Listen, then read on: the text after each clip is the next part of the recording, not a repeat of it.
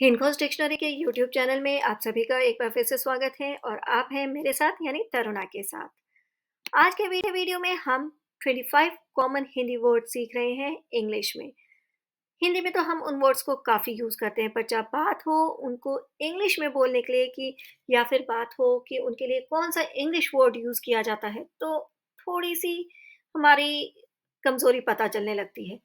तो वो वीकनेस आज ना रहे, इसके लिए हम ऐसे 25 कॉमन हिंदी वर्ड्स को इंग्लिश में जानेंगे। तो चलिए विदाउट वेस्टिंग टाइम हम आज का वीडियो शुरू करते हैं। आज का पहला वर्ड है आँखों का तारा। आँखों का तारा मतलब बहुत प्यारा। कोई भी ऐसा इंसान जो बहुत प्यारा हो उसके लिए हम यूज़ करते हैं आँखों का तारा हिंदी में। और इंग्लिश में उसके लिए जो फ्रेज़ यूज़ करेंगे वो है an apple of eye. For example, my brother is the apple of my mom's eye. मेरा भाई मेरी मम्मी की आंखों का तारा है, मतलब उन्हें बहुत प्यारा है। नेक्स्ट वर्ड है मुंह लटकाना। जब हम बहुत उदास होते हैं तो मुंह लटका कर बैठे रहते हैं। हमसे कोई पूछता भी है कि मुंह लटका कर क्यों बैठे हो, तो मुंह लटकाना, इसके लिए जो इंग्लिश फ्रेज है वो है pull a long face. Why are you pulling your long face? आप इस तरह से मुंह लटका के क्यों बैठे हो? क्यों मुंह लटका हुआ है आपका? मूव करते हैं नेक्स्ट हिंदी वर्ड की तरफ, जो है साहूकार या महाजन। पहले के समय में ये काफ़ी हुआ करते थे, अभी के समय में भी है। जब आपको पैसे की ज़रूरत पड़ती है या किसी को पैसे की ज़रूरत पड़ती है तो बैंक में जाते हैं। उसके अलावा कुछ लोग गाँवों में स्पेशली अभी भी लोग अपने घरों को गिरवी रख के या अपनी ज्वेलरी गिरवी रख कर साहूकार से या महाजन से कुछ पैसे उधार ले लेते हैं कुछ समय के लिए, और जब उनके पास होते हैं तो वापस दे देते हैं और अपनी चीज़ें वापस ले लेते हैं। तो साहूकार या महाजन को इंग्लिश में कहा जाता है पॉन ब्रोकर। आपने पॉन शॉप भी नाम सुना होगा। तो वहाँ पर जो गिरवी रखी हुई वस्तुएं जो होती हैं वो ही बेची जाती हैं, जिनको छुड़ाने के लिए कोई नहीं आता है। तो साहूकार या महाजन, इसे इंग्लिश में बोला जाता है pawn broker. He finally redeemed his house papers from the pawn broker. उसने फाइनली आखिरकार साहूकार से अपने घर के पेपर छुड़वा लिए, कागजात छुड़वा लिए। नेक्स्ट है दादागिरी। तुम्हारी दादागिरी यहाँ पर नहीं चलेगी। हम अक्सर बोलते हैं, अरे वो क्या दादागिरी कर रहा है यहाँ पर। सो दादागिरी वर्ड तो हम काफ़ी यूज़ करते हैं। इंग्लिश में उसे कहेंगे bossing around. Your bossing around won't do here. आपकी दादागिरी यहाँ नहीं चलेगी, राइट। सो दादागिरी को इंग्लिश में कहेंगे बॉसिंग अराउंड। नेक्स्ट वर्ड है गुंडागर्दी। गुंडागर्दी के लिए जो इंग्लिश वर्ड हम यूज़ करेंगे वो है hooliganism. Hooliganism, the boys were accused of hooliganism. लड़कों पर गुंडागर्दी का आरोप लगाया गया था। सो रिमेंबर, हॉलिगैनिज्म हॉलिगैनिज्म का मतलब हिंदी में होता है गुंडागर्दी, और वाइस वर्सा आप इसका यूज कर सकते हैं। अरे वो लड़की तो बहुत पतली दुबली है, तो नॉर्मली हम पतली दुबली के लिए कौन सा वर्ड यूज करते हैं? थिन। पर आज एक नया वर्ड सीखिए, वो है petite. PETITE, petite. She was dark and petite. वो, उसका रंग सांवला है और दुबली पतली है। ये नॉर्मली लेडीज के लिए, वुमेन के लिए, गर्ल्स के लिए यूज किया जाता है, पतली दुबली है। मूव करते हैं नेक्स्ट वर्ड की तरफ, जो चीजों में खामियां निकालना, कमियां निकालना, जहां जरूरत ना हो वहां पर भी। आप अपने घर में किसी को बोलते होंगे ना कि अरे क्यों हमेशा खामियां निकालती रहती हो, तो खामियां निकालना निटपिक वर्ब है, क्रिया की तरह यूज किया जाता है। एग्जाम्पल देखिए, she is always nit picking, it's so annoying. वो हमेशा चीजों में खामियां निकालती रहती है, जो बहुत बुरा लगता है, it's very annoying. Next Hindi word है सबक सिखाना। Teach a lesson. इसे इंग्लिश में कहेंगे teach a lesson. Wait, I will teach him a lesson.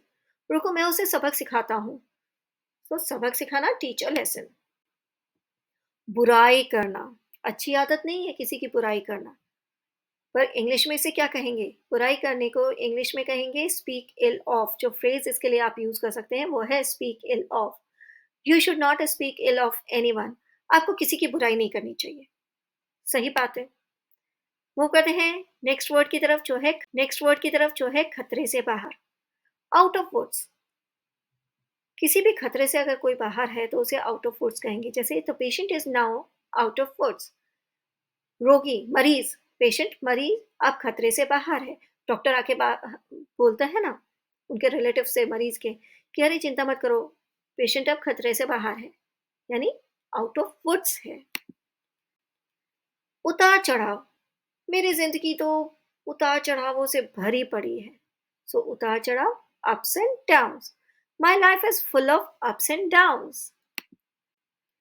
मुंह बनाना, आपने कभी किसी को देखकर मुंह बनाया है? मुंह बनाना जरूरी नहीं है किसी को देखकर ही बनाए।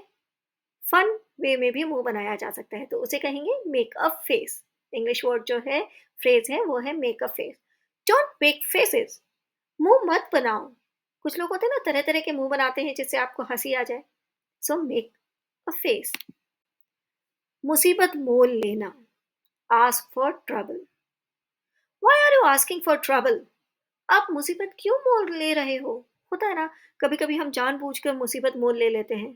तो बोलते हैं मैंने तो मुसीबत मोल ले ली फालतू में। I have I myself have asked for the trouble. मैंने जानबूझकर मुसीबत मोल ले ली। नेक्स्ट हिंदी वर्ड है शुरुआत से। ओ बिजनेस में मेरे बहुत लॉस हो गया है, मुझे शुरुआत से शुरू करना पड़ेगा। शुरुआत से, from scratch. I have to start my life again from scratch.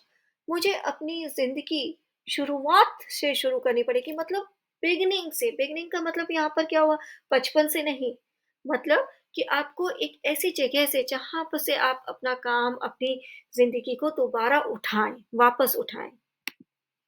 Next next word है दुखी होना। हिंदी में दुखी होना, और इंग्लिश में जो फ्रेज यूज कर सकते हैं, इडियम है, वो है फील ब्लू।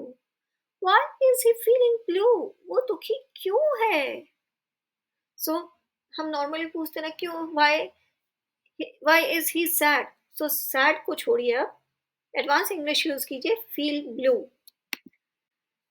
ताक झांक करना या जासूसी करना, आपने की है क्या कभी जासूसी अपने कुलीग की, कि वो क्या कर रहा है, क्या नहीं कर रहा है, किसके साथ घूम रहा है? सो ताक झांक करना, जासूसी करना, उसे इंग्लिश में कहा जाएगा स्नूप। वर्ब है, Neha's husband is snooping on her because he thinks she is seeing another man. Neha के हस्बैंड उसकी जासूसी कर रहे हैं क्योंकि उन्हें लगता है कि वो किसी अन्य आदमी को देख रही है, मतलब उसका रिश्ता किसी अन्य आदमी के साथ भी है।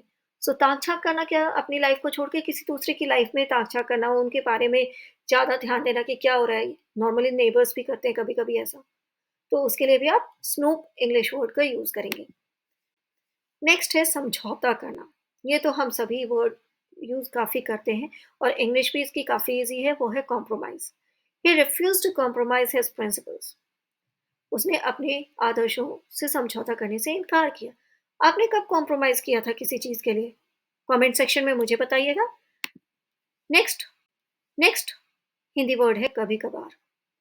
जो चीज़ कभी कभार होती है, बहुत लंबे समय के बाद होती है, तो उसके लिए आप once in a blue moon idiom का यूज कर सकते हैं।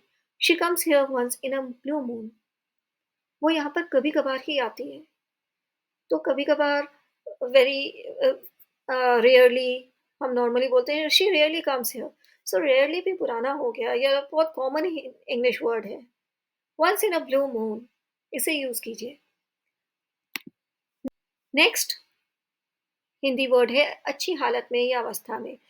बीमार होने के बाद जब ऑफिस से या फ्रेंड्स का फ़ोन आता है तो बोलते हैं ना कि मैं अब अच्छी अवस्था में हूँ, अच्छी हालत में हूँ। I am feeling good. Again feeling good, say I am in the pink, या he is in the pink now. मैं अच्छी अवस्था में हूँ, इन द पिंक। बहुत खर्चीला, बहुत खर्चीला, वाइट एलिफेंट। कोई भी ऐसी चीज़ जो बहुत खर्चीली हो, आपने ले तो ली है पर वो बहुत खर्चीली हो, आपको उसमें बहुत पैसा लगाना पड़ रहा हो, तो उसके लिए आप जो ईडियम यूज कर सकते हैं वो है white elephant. For example, this mobile is white elephant for me. ये मोबाइल मेरे लिए बहुत खर्चीला है। नेक्स्ट हिंदी वर्ड है नौसिखिया। जो नए नए लोग आते हैं ना ऑफिस में, कुलीग जिनको कुछ नहीं आता है, तो उनके लिए हम बोलते हैं अरे ये तो नौसिखिया है, इसे तो कुछ नहीं आता। तो नौसिखिया बोलना छोड़िए और ईडियम यूज कीजिए green horn. He is a green horn, वो नौसिखिया है। नेक्स्ट महत्वपूर्ण दिन और रेड लेटर डे। आपके जीवन में भी बहुत से महत्वपूर्ण दिन होंगे। आप बोलते होंगे, oh that was my important day, I will never forget that day. So important day नहीं, और रेड लेटर डे, महत्वपूर्ण दिन और red letter day. 26 January is a red letter day for us. 26 जनवरी हमारे लिए महत्वपूर्ण दिन है। क्यों है? क्योंकि रिपब्लिक डे है, हमारे देश का गणतंत्र दिवस है। फुर्तीला, निम्बल, आप हैं फुर्तीले? फुर्तीले हर तरह से किए हो सकते हैं। आपका दिमाग फुर्तीला हो, बहुत जल्दी कैलकुलेशन कर सकते हो, बहुत जल्दी कोई भी प्रॉब्लम सॉर्ट आउट कर सकते हो, या छोटे बच्चे बहुत फुर्तीले होते हैं, इधर उधर भागते हैं, उनको पकड़ना बहुत मुश्किल होता है। तो फुर्तीला, nimble, NIMBLE, nimble. I tried to catch her but she was too nimble. मैंने उसे पकड़ने की कोशिश की पर वो बहुत फुर्तीली है। नेक्स्ट हिंदी वर्ड है मौका परस्त, opportunist. The burglary was probably carried out by an opportunist thief who noticed the door was open. जो चोरी हुई वो पक्का किसी मौका परस्त चोर ने की होगी, जिसने देख लिया होगा कि दरवाजा ओपन है, खुला है। सो मौका परस्त, अपॉर्चुनिस्ट। आपके ऑफिस में भी बहुत से लोग होंगे जो मौका परस्त होंगे, जो देखते ही अपना काम निकलवाने में लगे रहते होंगे। आप हैं क्या मौका परस्त, अपॉर्चुनिस्ट? कमेंट सेक्शन में मुझे ये भी बताइएगा। मूव करते हैं नेक्स्ट वर्ड की तरफ, हिंदी वर्ड की तरफ, जो है एक तरफा, वन साइडेड। ये तो बहुत ईजी है, बोलते ना वन साइडेड लव है, एक तरफा प्यार।